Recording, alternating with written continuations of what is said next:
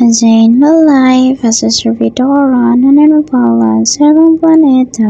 For today's video nga pala guys, ay kukunin na pala natin yung ating lulutuin dahil luto natin ngayon. So, syempre guys, kukunin ko muna yung mga ingredients. At pagtapos ko nga pala magkape guys, pumunta nga muna pala ako dito sa CR at lilinisan ko muna. So, tayo muna pala tagalinis ngayon guys, kasi nga pala yung isang kasamahan natin ay umuwi na pala sa kanila. Iba nga kasi ang amoy guys, kaya naman pinabula ko ng todo. Ang tagal nga lang kasi mag-drain itong bula. Bali na basta mawala lang yung amoy. Pagkatapos ko nga pala maglinis guys, ay punta na nga pala ako dito sa kwarto at para naman magplancha. Meron nga palang duty ngayon guys at 3 lang mababae ang kailangan, kaya naman 3 uniform lang ang ating paplansyahin ngayon. Inuuna ko nga pala ito guys para mamaya ay makapagluto na ako at hindi na ako madidisturbo mamaya. Dahil ako'y walang duty ngayon guys, maaga-aga akong nakapag-itit. Diba kasi talaga kapag may duty guys, kasi kapag may duty late na ako makapag-edit, minsan alas 2 na ng madaling araw. Ang hirap din kasi hati-hatiin ang oras guys, kasi araw-araw akong nagagawa ng video. Okay lang naman guys kasi yun yung daily routine ko. So ayun na nga guys, nandito nga pala tayo sa kusina. Pero syempre guys, magsuot tayo ng apron kasi isda nga pala yung ating lulutuin ngayon.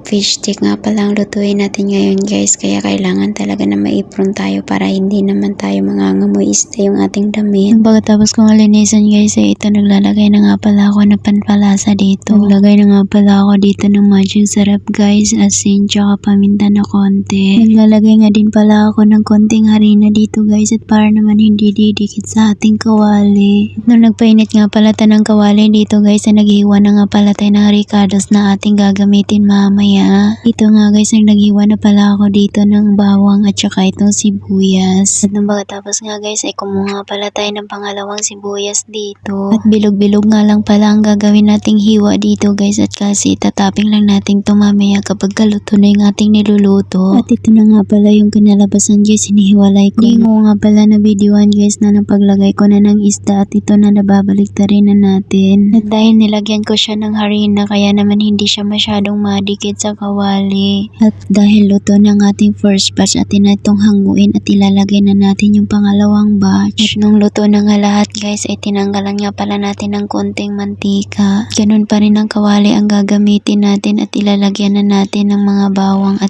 yung sibuyas nating hiniwa kanina. Ilagyan ko na rin pala ng toyo, magic sarap at kung ano ba man yung mga ricados na pwedeng ilagay para ganito ang kanyang itsura. At pangpalasa nga guys, nilalagyan ko na rin siya ng konting lemon soka at saka yung oyster sauce at saka asukal. Dito nga guys ay ilalagay na natin yung ating onion ring. So, hindi na natin yan halo-haluin kasi toppings lang naman yan para hindi naman madurog yung ating mga isda dito. So yun na nga guys, ito na yung kinalabasan. Nag-search pa kasi ako talaga sa YouTube nito kung paano talaga yung pagpaproseso ng pagluluto, kaya ito naman nagagawa naman natin. Tikman na natin mamaya.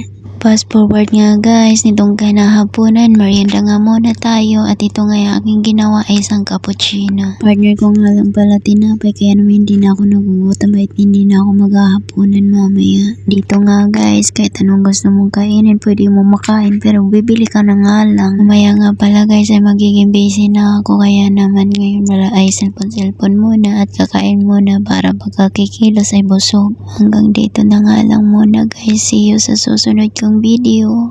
Huwag na nga pala kayong mauumay guys sa araw-araw kong pabibideo kasi ito talaga yung daily routine ko kapag walang duty. Kahit naman may duty guys ay nagbibideo pa rin ako, kaya naman for the go. Yala bye.